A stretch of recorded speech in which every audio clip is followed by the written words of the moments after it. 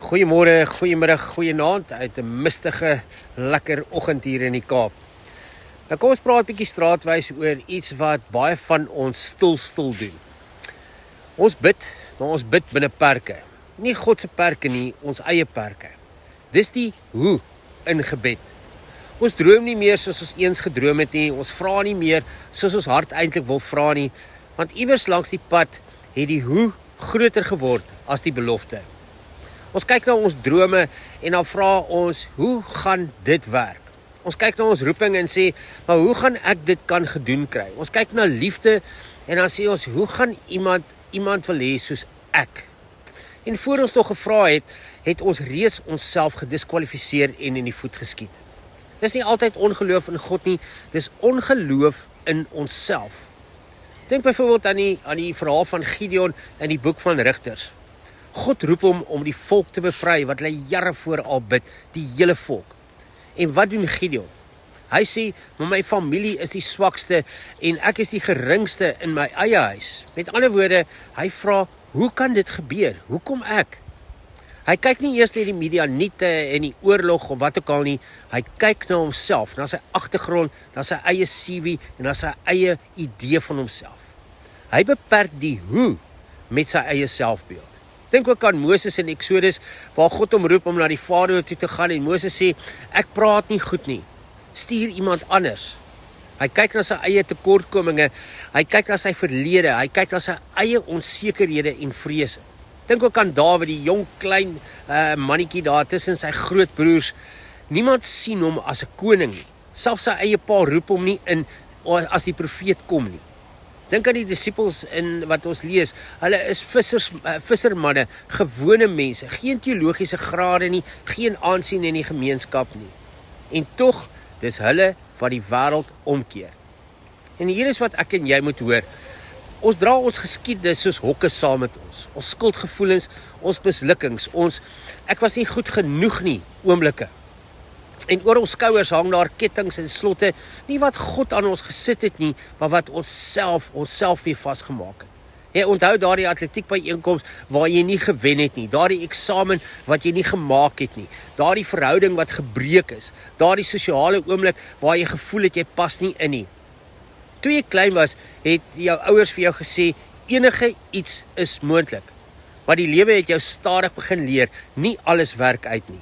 En sonder dat jy dit besef het, het die hoe groot geword in jou lewe. Jy het begin bid binne dit wat veilig voel, binne wat haalbaar lyk, binne wat nie te seer sal maak as dit nie gebeur nie.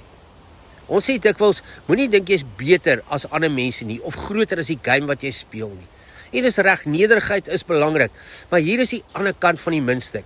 Moenie jouself so klein maak, dat jy onder God se droom vir jou lewe leef nie.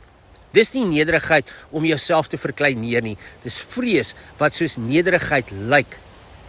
Ons sê, ek is nie slim genoeg nie, ek is nie mooi genoeg nie talentvol genoeg nie, ek is dalk nie jonk genoeg nie, of ek is nie oud genoeg nie.